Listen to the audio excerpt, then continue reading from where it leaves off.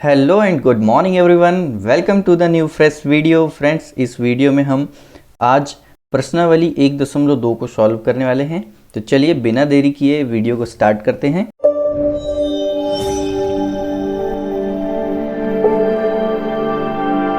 तो फ्रेंड्स, पहला प्रश्न है हमारे पास, नीचे दिए गए कथन सत्य हैं या असत्य हैं, कारण के साथ अपने उत्तर दीजिए। तो इसमें पहला पॉइंट है, प्रत्येक अपरिमेय संख्या एक वास्तविक संख्या होती है। तो हमें यहाँ पर क्या बताना है, सबसे पहले यह कथन सत्य है या असत्य है, इसका हल स्टार्ट करते हैं। हम पहले पॉइंट का जो हम हल करेंगे तो इसमें आप लिखेंगे, देखिए मैं पहले के लिए कर रहा हूँ।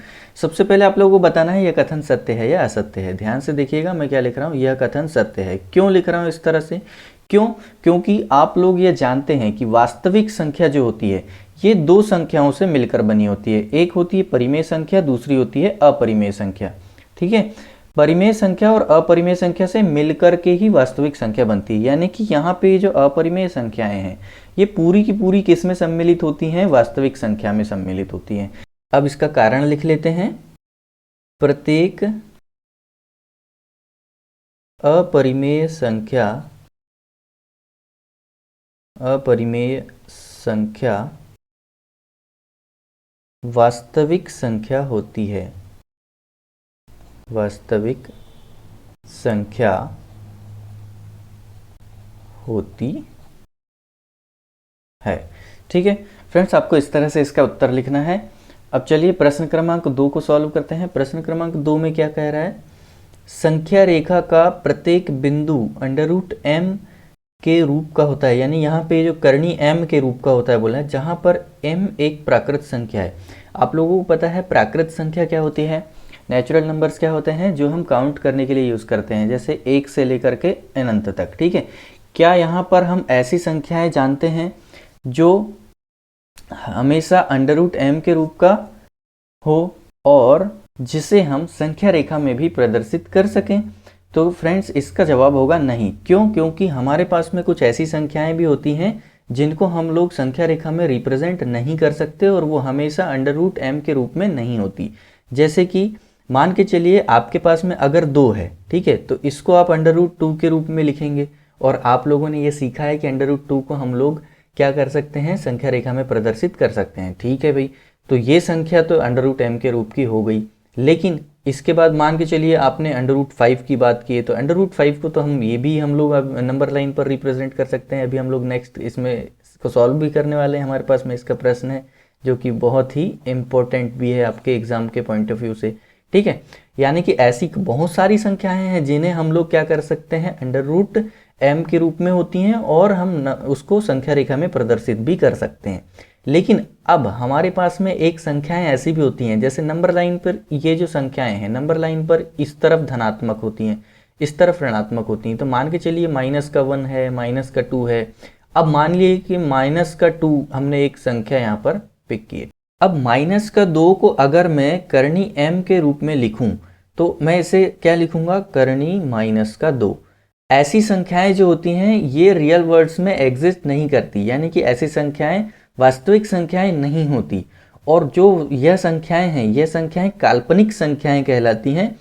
मैंने आप लोगों को जब नंबर्स विस्तार से पढ़ाया था तब आप लोगों को बताया था कि रियल नंबर्स के बाद एक और भी संख्याएं होंगी जो कि काल्पनिक संख्याएं होंगी, और उनका विस्तार से अध्ययन हम लोग 11th में जाके करेंगे। ठीक है, फिलहाल के लिए हमारे पास में ऐसी कोई संख्या एग्जिस्ट नहीं करती, यानी कि दुनिया में ऐसी संख्याएं नहीं पाई जाती। ये सिर्फ इमेजिनरी नंबर्स होते हैं, काल्पनिक संख्याएं होती हैं।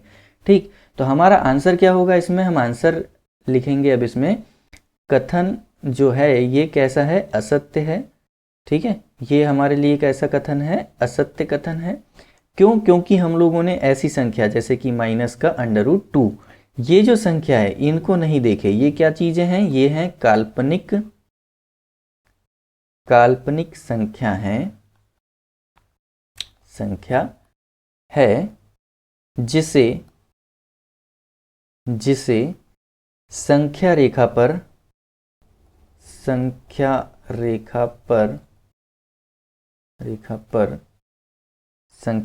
पर नहीं दर्शाया जा सकता है। ठीक है, तो इस तरह से आप इसका आंसर लिखेंगे। बाकी की चीज़ें हम लोग इरेज कर देते हैं, इनका हमें कोई ज़रूरत नहीं है। ठीक है, अब ये दो आंसर हो गए। अब हमें क्या करना है, नेक्स्ट इस वाले प्रश्न का उत्तर लिखेंगे हम। ठीक है, प्रत्येक वास्तविक संख्या एक अपरिमेय संख्या होती है। इससे हम नेक्स्ट पेज ले लेते हैं। अब प्रश्न क्रमांक 1 के पार्ट 1 में जब हम इसको सॉल्व कर रहे थे तो हमने देखा था कि वास्तविक संख्याएं क्या होती हैं, दो नंबर से मिलकर बनी होती हैं, परिमेय संख्या और अपरिमेय संख्या। ठीक है, तो परिमेय संख्या और अपरिमेय संख्या से मिलकर के वास्तविक संख्या बन रही थी, ना कि वास्तविक संख्या से अपरिमेय संख्या। इसलिए हम लोग उन्हें कहेंगे यहाँ पे कि प्रत्येक वास्तविक संख्याएं एक अपरिमेय संख्या नहीं होती, यानी कि ये कथन कैसा है, असत्य है। तो इसका उत्तर हम लोग नोट करेंगे, नोट डाउन करेंगे। यह कथन कैसा है, असत्य कथन है। और हम इसका रीजन लिखेंगे, यानी कि कारण यहाँ पर देंगे। जैसे मान के चलो कि हम लोग एक परिमेय संख्या, अब यहाँ पे हमने सीखा था कि परिमेय संख्या और अपरिमेय संख्या दोनों से मिलकर के वास्तविक संख्या बन रही थी। तो हम कोई भी एक परिमेय संख्या लिख लेते हैं, जैसे कि 2/3। अब ये 2/3 क्या है, एक वास्तविक संख्या तो है ना। ये क्या है, एक वास्तविक संख्या है। अच्छा, वास्तविक संख्या है क्यों, क्योंकि यह परिमेय संख्या है। ठीक है, वास्तविक संख्या है, परंतु यह एक परिमेय संख्या है। ये एक वास्तविक संख्या है, जबकि ये क्या है, परिमेय संख्या है। ठीक, इससे पहले इस चैप्टर के लिए हमने 3 वीडियोस अपलोड कर दिए हैं, जो कि प्लेलिस्ट में हैं, और प्लेलिस्ट के लिंक आप लोगों को डिस्क्रिप्शन में मिल जाएंगे और ऊपर आई बटन में मिल जाएगा। आई होप कि आप लोगों ने वो वीडियोस देख रखे हैं। जिसने भी नहीं देखा जा करके जरूर देखिएगा। ठीक है, प्रश्न क्रमांक 2 को हम लोग अब सॉल्व करने वाले हैं। प्रश्न क्रमांक 2 क्या है, क्या सभी धनात्मक पूर्णांकों के वर्गमूल अपरिमेय होते हैं? यदि नहीं तो एक ऐसी संख्या के वर्गमूल का उदाहरण दीजिए जो परिमेय संख्या है। सो फ्रेंड्स, इसका उत्तर लिखेंगे हम लोग, सभी धनात्मक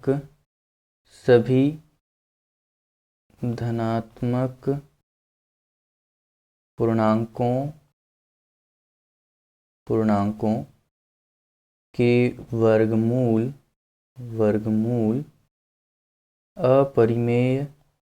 अपरिमेय नहीं होते हैं। ठीक है, अब इसके लिए एग्जाम्पल भी लिखना होगा, तो हम लोग उदाहरण दे देते हैं। उदाहरण जैसे कि वर्गमूल 4। ठीक है, वर्गमूल 4 को आप लोग क्या लिख सकते हो, 2 लिख सकते हो। ये एक परिमेय संख्या है, जबकि ये वर्गमूल के रूप में है, पर फिर भी परिमेय संख्या है। ठीक है, और भी एग्जाम्पल्स आप लोग दे सकते हो, जैसे कि वर्गमूल 9, जिसका आंसर होता है 3। ठीक है, और ये दोनों संख्याएं कैसी हैं, परिमेय संख्याएं हैं। क्यों, क्योंकि आप 2 को 2/1 लिख सकते हो और 3 को 3/1 लिख सकते हो, यानी कि ये क्या है, परिमेय संख्याएं हैं, जबकि वर्गमूल के रूप में है, यानी कि यह अपरिमेय संख्या नहीं है। तो हमने अपने एग्जाम्पल्स भी दे दिए, ये सभी की सभी क्या हैं, परिमेय संख्याएं हैं। सो फ्रेंड्स, नेक्स्ट क्वेश्चन है, दिखाइए कि संख्या रेखा पर कर्णी 5 को किस प्रकार से निरूपित किया जा सकता है। इस प्रश्न को सॉल्व करने से पहले आप लोगों को पाइथागोरस थ्योरम को जानना जरूरी है। ठीक है, तो पाइथागोरस थ्योरम मैं आप लोगों को बताता हूं। पाइथागोरस थ्योरम क्या होता है, पाइथागोरस थ्योरम या प्रमेय, जिसे हम हिंदी में बोलते हैं प्रमेय। ठीक है, ये क्या होता है आप सभी जानते होंगे, कर्ण का वर्ग बराबर लंब का वर्ग धन आधार का वर्ग। मैं शॉर्ट में लिख रहा हूं थोड़ा सा।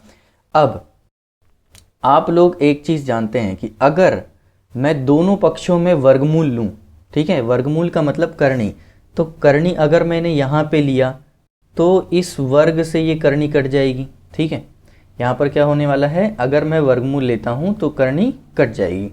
अगर मैंने यहां पर दोनों में क्या किया, वर्गमूल लिया, तो यहां क्या जाएगा, सिर्फ कर्ण। लेकिन यहां पर क्या आएगा, यहां पर करनी रह जाएगी, जो कि होगी इस तरह से लंब का वर्ग प्लस आधार का वर्ग। ठीक है, अब एक चीज अब ध्यान से सुनिएगा, हम क्या कर रहे हैं, करणी 5 को संख्या रेखा पर निरूपित करना चाहते हैं। तो अगर हम लोग इसको इजीली ड्रॉ करें तो उसके लिए हमें एक चीज माननी होगी, हम करणी 5 को कर्ण मान लेते हैं। ठीक है, मान के चलिए कि आप अगर करणी 5 को कर्ण नहीं भी मानते तो भी आप इसे ऐसे लिख सकते, 5 जो है, 5 को आप लोग लिख सकते हो 1 धन 4। ठीक, अब मान लीजिए कि मैंने दोनों पक्षों में करनी लिया, यहाँ पर भी करनी लिया और यहाँ पर भी करनी लिया, ठीक है। ये करनी 5 के बराबर क्या आएगा, आप लोग 1 को 1 का स्क्वायर लिखोगे, लिख सकते हो क्योंकि 1 का स्क्वायर 1 ही होता है, ठीक है। फिर प्लस 4 को आप लिख सकते हो 2 का स्क्वायर, ठीक है। यानी कि आपको एक चीज ऑब्जर्व करेंगे आप यहाँ पर अब कि आपने ये देखा कि जो कर्ण है, कर्ण की वैल्यू कितनी आई, कर्ण की वैल्यू है √5, लंब की वैल्यू है 1 और आधार की वैल्यू है 2। यहां से हमें ये चीज पता चलती है अगर हम इन दोनों को कंपेयर करते हैं, ठीक है, इन दोनों की तुलना करते हैं। क्यों? क्योंकि लंब की जगह में क्या लिखा हुआ है, 1 लिखा हुआ है, आधार की जगह में 2 लिखा हुआ है और कर्ण की जगह में करनी 5 लिखा हुआ है, ठीक है।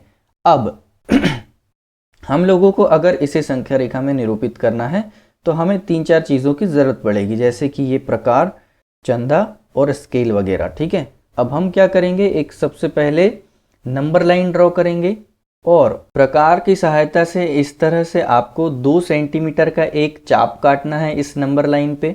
इसके बाद आपको इसे दूर करना है और चांदे की सहायता से आप 90 डिग्री का एंगल मेज़र करेंगे, यहाँ से इस तरह से रख के 90 डिग्री का एंगल मापने के बाद आप लोगों को एक लाइन सीधी सीधी इस पर खींचनी है जो कि होगी लंबवत, ठीक है। अब क्योंकि लंबवत लाइन खींचे हैं, इस पर हमें क्या करना है, वापस से 1 सेंटीमीटर का चाप काटना है। जैसे हम लोग यहाँ पे 1 सेंटीमीटर का चाप काट लेते हैं, इसकी लेंथ कितनी आ जाएगी, 1 सेंटीमीटर, ठीक है। और ये लेंथ क्या हो जाएगी, 2 सेंटीमीटर। आप लोगों ने ये डिवाइडर से काटे हैं, चाप काटे, ठीक है, 2 सेंटीमीटर ये और 1 सेंटीमीटर ये। अब इसके बाद क्या करना है, आपको इस 0 पॉइंट वाला ये 0 और यहाँ पर इसके शीर्ष से इन दोनों लाइन को मिला देना है। इससे जो रेखा हमें प्राप्त होती है इसकी लंबाई होती है वर्गमूल 5। कैसे होती है उसका रीज़न आप लोगों को बताता हूँ, ठीक है। ध्यान से सुनिएगा, हमने यहाँ पर क्या किया था, एक 90 डिग्री का एंगल मेज़र किया था। 90 डिग्री के एंगल के सामने जो भुजा होती है वो हमेशा कर्ण होती है और कर्ण की जगह हमने क्या निकाला है, वर्गमूल 5। तो ये वर्गमूल 5 होगी। साथ में हमने लंब जो है, ये लंब है हमारे लिए, ये क्या है, लंब है, ये हमारे लिए कर्ण है और ये हमारे लिए आधार है। ये चीज़ हम लोग पहले ही कंपैरिजन करके निकाल चुके हैं, कैलकुलेट कर चुके हैं, ठीक है। अब हमने क्या किया कि ये लेंथ निकाल लिए जो कि क्या है, वर्गमूल 5, ठीक है। अब इतनी ही लेंथ का हमको क्या करना है, एक आर्क ड्रॉ करना है। फिर से इस प्रकार को उठा के लाएंगे, एक इसका जो टिप है उसको हम लोग 0 पे रखेंगे और दूसरे टिप को हम लोग कहाँ पर रखेंगे, इसका जो शीर्ष है यहाँ पर, ठीक है। यानी कि एक्चुअल में इस प्रकार की सहायता से हम क्या करने वाले हैं, कर्ण का मेजर करेंगे और उसके बाद इसको जब आप रोटेट करोगे तो एक चाप कटेगा और वो चाप लगभग कुछ इस तरह से आएगा। इतनी लंबाई का आपको क्या करना है, एक चाप काटना है। तो जैसे वो चाप आप काटते हैं तो कुछ इस तरह से कटेगा और यहाँ पर जो हमें लेंथ मिलेगी, ये वाली जो लेंथ होगी और ये वाली जो लेंथ होगी, ये दोनों कैसी होगी, बराबर। और हमें नंबर लाइन पर √5 यानी कि करनी 5 का मान मिल जाएगा। हम करनी 5 को इस तरह से लोकेट कर सकते हैं, इस तरह से दर्शा सकते हैं। आशा करता हूँ आप लोगों को समझ में आ गया होगा। मैं एक बार फिर से इस क्वेश्चन को फिर से समझा दे रहा हूँ। सबसे पहले हमने क्या किया कि पाइथागोरस प्रमेय था, पाइथागोरस प्रमेय लिए। पाइथागोरस प्रमेय होता है कर्ण का स्क्वायर बराबर लंब का वर्ग धन आधार का वर्ग, ठीक है। अगर मैं दोनों पक्षों में वर्गमूल लेता हूं तो वर्गमूल से स्क्वायर कट के कर्ण बराबर में बचता है, लेकिन इस तरफ ये कटेगा नहीं क्योंकि यहाँ पे प्लस है। इसके बाद में अगर मैं इसको कंपेयर करता हूँ 5 से, तो 5 को मैं लिख सकता हूँ 1 धन 4 और अगर दोनों पक्षों में वर्गमूल लेता हूँ तो वर्गमूल 5 बराबर हो जाता है वर्गमूल 1 धन 4, ठीक है। अब अगर 1 को मैं 1 का स्क्वायर लिख दूं और 4 को 2 का स्क्वायर लिख दूं तो इन दोनों को कंपैरिजन करके मुझे ये पता चलता है कि कर्ण की वैल्यू करनी 5 है, लंब की वैल्यू 1 है, आधार की वैल्यू 2 है। और इसके बाद मेरे को क्या करना है, मेरे को ये करना है कि ये जो प्रकार है इसका यूज करके 2 सेंटीमीटर का आधार में एक चाप काटना है जो कि यहाँ पर कटता है। फिर इसके बाद मेरे को क्या करना है, इस पर एक परपेंडिकुलर यानी कि लंब खींचना है इसकी सहायता से और इसकी जो लेंथ है वो कितनी रखनी है, 1 सेंटीमीटर रखनी है, ठीक है। फिर क्या करना है, इस दोनों पॉइंट को मिला देना है। इन दोनों पॉइंट को ज्वाइन करने से हमें क्या मिलता है, इसकी लेंथ मिलती है जो कि होती है करनी 5। ठीक है, वो कैसे होती है तो यहाँ पर हम लोग देख सकते हैं, देखो 1 का स्क्वायर और 2 का स्क्वायर ये जोड़ने पर हमें क्या मिलता है और उसका करनी करने पर क्या मिलता है, हमें वर्गमूल 5 मिलता है, जो कि हम लोग पाइथागोरस थ्योरम से निकाले। पाइथागोरस थ्योरम ही क्यों लगता है, उसका रीजन है क्योंकि यहाँ पे एक समकोण त्रिभुज बनता है। ठीक है, समकोण त्रिभुज दिख रहा है आप लोगों को, 90 डिग्री के कोण वाले त्रिभुज को हम समकोण त्रिभुज कहते हैं। ठीक है, अब यहां से क्या करना है आपको, प्रकार की सहायता से इसकी लेंथ को मेजर करके एक आर्क ड्रॉ करेंगे तो हमें एक नया पॉइंट मिलेगा जो कि होगा करनी 5, और इस तरह से हम लोग संख्या रेखा पर करनी 5 को निरूपित कर सकते हैं। आई होप कि आप लोगों को बहुत अच्छे समझ में आया होगा। आशा करता हूं आप लोग मेरे वीडियोस को लाइक करेंगे, शेयर करेंगे और मेरे चैनल को सब्सक्राइब करेंगे। मिलते हैं नेक्स्ट वीडियोस में, तब तक के लिए जय सिया राम।